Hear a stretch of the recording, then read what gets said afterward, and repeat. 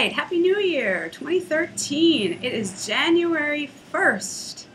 So Happy New Year, everybody. I'm taping this from Dominican Republic, Punta Cana. I'm on a little family vacation, and it's been a long time since we had a family vacation, so here I am. But I wanted to have a couple videos that I put out and talk about recent happenings and some raw food things I got into in the last part of the year. So I had a little New York City trip. I go in here and there. I'm not too far from the city. But I wanted to tell you about my one day. I was visiting some friends in Brooklyn.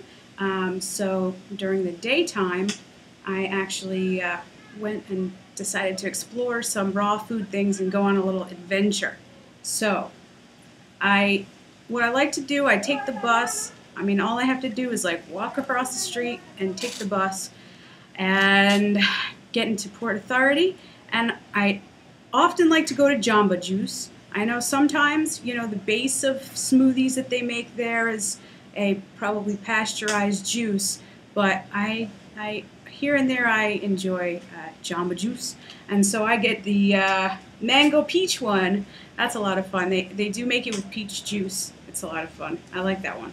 And I got a huge one, and it was really cold out and windy, and so I'm here with a huge cup, and I'm kind of walking through the city after I got in, and I have this really cold drink. Not so good. I could use it right now, though. Well, so then after that, I wanted to just like go to the Open Center. If you know about the Open Center, it's a really pretty cool place, kind of a lot of yoga, permaculture, metaphysical study kind of place there. I've taken a bunch of different classes there in the last couple of years. Well, the Open Center, it wasn't open, so I often like to go there because there's a little cafe and a cool little bookstore. So I didn't get to go there, so I walk everywhere now. I didn't take the subway. I wanted to walk as much as possible, get my exercise in. So I went, what is that, 30th Street, I think, and then I walked down to, I think it's 10th, to the raw restaurant Quintessence. It was awesome. It's a little place, but it was really good. And I had, for an appetizer, I had this, well, it was a cooked appetizer, chickpea bread in a pesto dressing sauce. So that was kind of cool. Then I had the Mexican plate, enchilada, and there's kind of this taco, dehydrated taco with lettuce and stuff on it. And there's guacamole, although I didn't have guacamole because avocado kind of bothers me, but it was good stuff. It was really filling, and I took the rest of it home with me. And then I got a tiramisu for dessert. It was really good. So Quintessence is definitely a place I'll be going to here and there. Definitely a nice place to go for a treat. That, you know, if I'm interested in a high-fat meal, because everything's dehydrated. Well, not everything, but a lot of things are dehydrated and made with a lot of nuts and things. So that's for a rich treat sometime. And then what I did after that, I walked down to a place called High Vibe, which is a raw shop.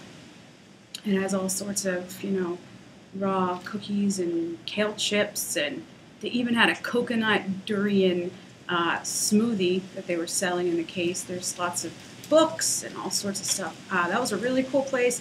People in there are really friendly, and the lady there, she knew I was just had come from Quintessence, so she gave me a sheet of paper that had a listing of all the raw places and different markets and things. So it was very helpful. That was a very cool place. Then especially the reason why I went down in that area was to go down to Chinatown, because I wanted to finally try durian. I never had durian, and I wanted to track it down. So I went down to this Bangkok grocery place between Mott and Mulberry. I can't remember the exact address. Anyway, that was cool. Apparently durian might not be in season right now, so what I had was frozen durian. I had it with me and took it to my friend's place, but when I got back to my apartment later on at night, 1 o'clock, 2 o'clock, whatever in the morning, the durian had pretty much thawed out, and I tried it, and it was actually really good. It did smell funny, but you know, people have compared durian to the smell of sweat socks, BO, all sorts of things. For me, it smelled like gasoline, but it was pretty good. I think I would mix it up in a smoothie or something like that. So, yeah, that was really fun. And that was after Christmas, I think. It's hard to keep track of the days now. So, durian. So I wanted to tell you about Christmas Eve and Christmas Day and how I did. I really prepared for a while, and I got a bunch of things together to bring to my family's house for Christmas Eve. I made two recipes from Karen Ranzi. You could find her videos on YouTube where she makes these recipes. I'll post the links down below. But I had the cashew lasagna, which I really made it into something reminiscent of like mutz and tomato and basil, something like that. So what it was just slices of tomato with cashews sprinkled on top, kind of like Parmesan cheese, and then I put a little thing of basil on each tomato. Yeah, that would be what you would call it. But the cheese, I actually did mix in, which wasn't part of Karen Ranzi's recipe. I mixed in salt and nutritional yeast, because I knew it was going to folks who might not be eating this kinds of food. So kind of brought up the flavor a little bit. And so it was definitely yummy. Then I made this was from her stuffed pesto appetizers, made stuffed mushrooms, but then I decided to marinate the mushrooms in a sesame oil and tamari. I don't know if tamari is really considered raw, but it was good. And I also included zucchini rounds, squash rounds, red, yellow, and orange peppers. So that was really good, and you could see a picture of that. If I don't do a montage here of the photos, I'll put it on my blog as well. So that was good. Oh, but the pesto, I noticed I didn't want to start adding a lot of salt to it.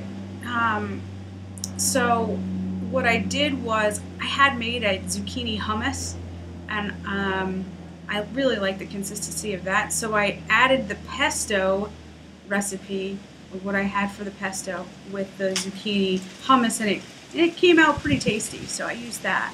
And for my dinner, it was from Megan Elizabeth's newest book, what is it, You in Bloom, and it was her raw zucchini pasta with Alfredo sauce, and this includes sun-dried tomatoes, and the sauce was really good, and I think I deliberately kept it thick because it was really good, and I had the zucchini pasta, and also for dessert, which I made on winter solstice on the 21st, I made a Yule log. I'm going to have to find the link for you. It was somebody's recipe I found on Facebook, and they posted it. It was a really nice recipe. Really rich, dark chocolate taste. A lot of cacao powder was used. And they called for agave, and I tend to stay away from agave, so I used liquid stevia. Although I don't know if I like that flavor so much. I used less. I think it was like a tablespoon of agave, but I used less than that for stevia because that's kind of, it would be way too sweet if I used a tablespoon of stevia, liquid stevia. But I was having trouble with the blender, like it didn't have such a nice smooth consistency, so I added a banana to, let's say, the white frosting or the white cream And I also added a banana to the frosting on the outside of the log. It was really good. Excuse me. It was really good stuff.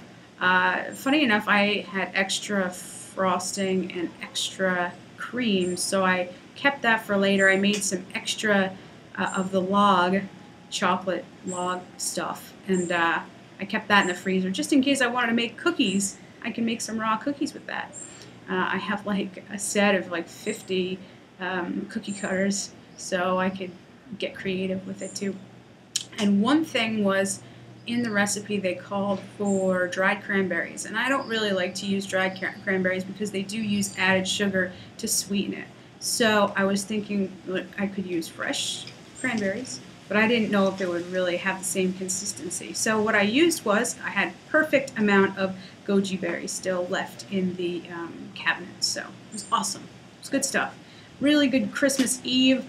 I stuck to the plan, except at the very end of the night, I had a couple like real cookies, a couple conventional cookies that we usually have every Christmas Eve. I had a couple of those.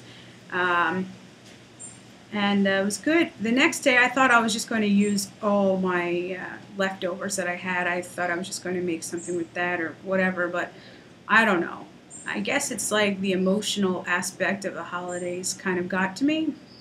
So, yeah, I had a cooked meal, and which cooked meals are all right, but I did have fish. My mom only had like tilapia in there, so I know I try to stay away from tilapia when I can, because it's kind of like a fish that hangs out in stagnant water and isn't so good for you, but oh well, what are you going to do? So I enjoyed that there, and but it was a good Christmas Eve. My first, I went like pretty much completely raw there, and I did it, and my family's very supportive, so I really appreciate that. And hopefully I'm not over time, but it looks like I am. So we'll see what happens. And thanks for listening and hearing about it, and all the best in 2013.